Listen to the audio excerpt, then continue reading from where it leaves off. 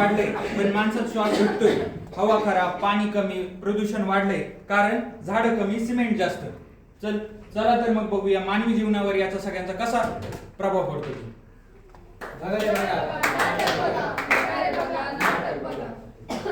काय गं, सांगितलं होतं ना काल पावसात जाऊ नको म्हणून, झाली ना सर्दी आता. डॉक्टर बघा ना, सारखी सर्दी, सारखी खोकला पण सारखा असतो हिला. काय होतंय तुला? मला खूप खोकला येतो आणि श्वास घ्यायला पण खूप त्रास होतो. श्वास बरोबर, ही फक्त सर्दी नाही, ही प्रकृतीची चेतावणी आहे. त्यामुळे रोग वाढतात कारण प्रदूषण खूप वाढतं. मी तुम्हाला डोळ्यात घेऊन गेले तेवढ्या काय बरं वाटेल. डॉक्टर बरं वाटेल ना नक्की. हो, जास्त पॉल्युटेड एरियात राहू नका, पोल्युशन फ्री एरियात राहा, म्हणजे त्रास कमी होईल.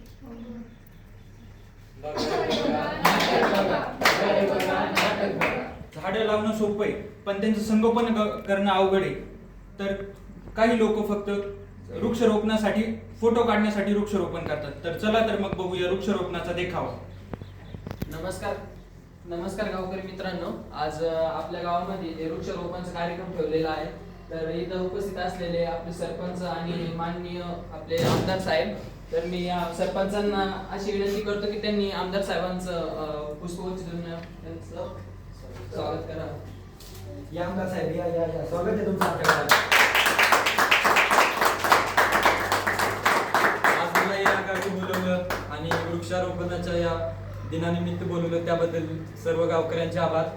आणि संत तुकाराम महाराज त्यांच्या अभंगामध्ये असे म्हणतात की वृक्षवल्ली आम्हा सोयरे.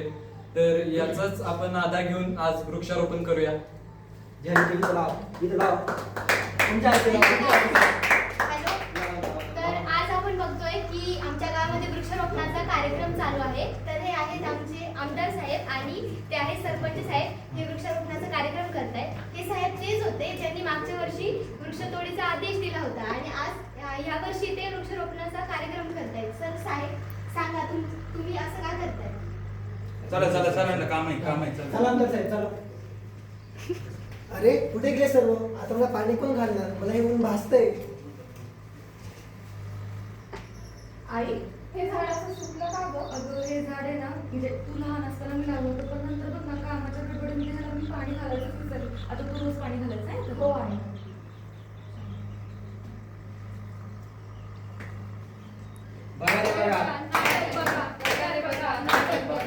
आई म्हणते मी विसरले, विद्यार्थी म्हणते जबाबदारी मरते, पण झाड काहीच बोलत नाही कारण की ती मेलंय. पण झाड जरी मेलं असलं तर प्रश्न जिवंत आहे. आपण असं किती दिवस गप्प बसणार? कारण आता फक्त एक झाडाचा प्रश्न नाही तर प्रश्न आहे जंगलाचा, आणि त्या जंगलासाठी आदेश आला आणि गाव हादरलं.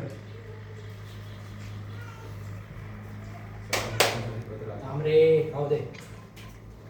काय रे दररोज डोक्याला त्रास घेऊन येतो माझ्या. टेंडर आहे सरकारचा आदेश आलाय, झाडं कापायची ते. बर बोललो होतो मी सगळ्यांना. थांब, ग्रुपला फोटो पाठवू दे मला. ग्रुपला जायला नाही येतील सगळे पारावरती. तू पण चल.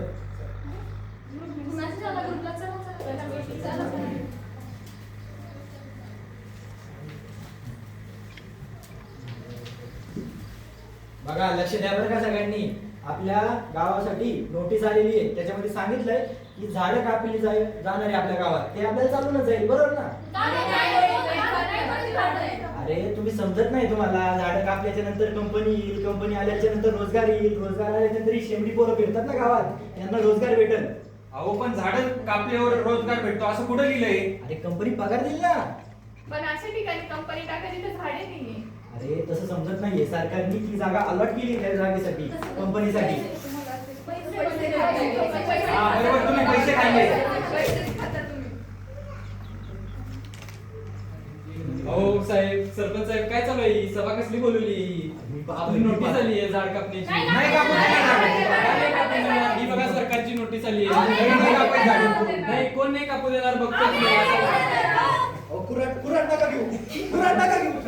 कुराड तुम्ही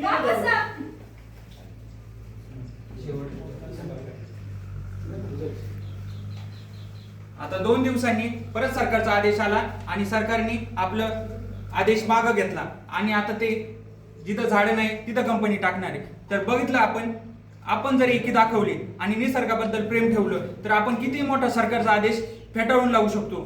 तर सगळे एकत्र येऊन एकच संदेश देऊया, झाडे लावा, झाडे जगवा, झाडे जगवा.